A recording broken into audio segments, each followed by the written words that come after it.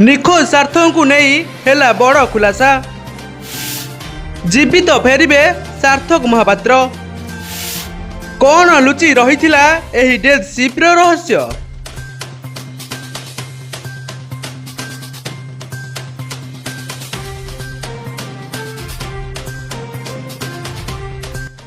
हाँ दर्शक बंधु, ओडिया पुओ सार्थक महापात्र को नहीं बीती चली दिन पर दिन।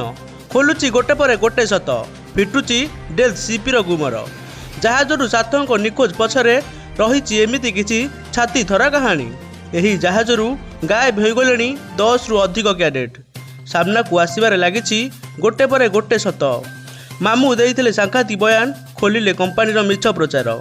जे दिने निज परिवार छाड़ी चली जाइथिले विदेश, आज निखोज हो गला परे केही करुनाहांती साहाय्य। हाँ आज्ञा, फेब्रुआरी 2 तारिख रे पुओ को वीडियो कॉल करी राति रे कथा होइथिले माँ पुओ सह। सकाळु केमिति बा निखोज हो जिवे सही पुओ। सीए भी समुद्र रे भासुथिबा गोटे जहाज भितरे। काहेकि सार्थक को खोजिबारे सहयोग कलेनी ताको जहाजर क्रू मेंबर माने। सहकर्मी निखोज हेबा किमिति साधारण कथा थिला ताको पई।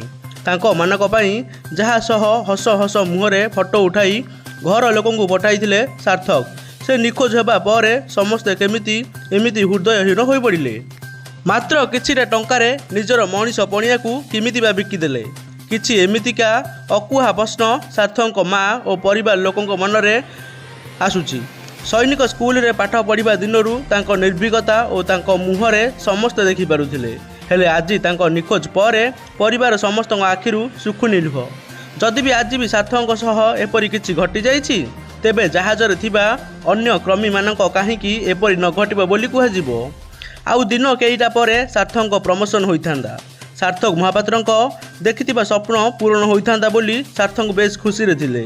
हेले केमिति हजिगले विशाल समुद्र रे भासुथिबा जहाज भितरु। सीमित लोकंक भितरे रहिछि सार्थक ठिकणा। आउ ए विषय रे जहाज रे प्राय समस्त अवगत। पुओ को फेराई आनिबाकू एपटे माँ राज्यटू धरी केंद्र सरकार जाए गुहारी करुथिबा बेले सेही जहाज बंदर रु बंदर रे बुली प्रमाण सबू नष्ट करुछि बोली जहा वर्तमान शुणिबाकू मिलुछि।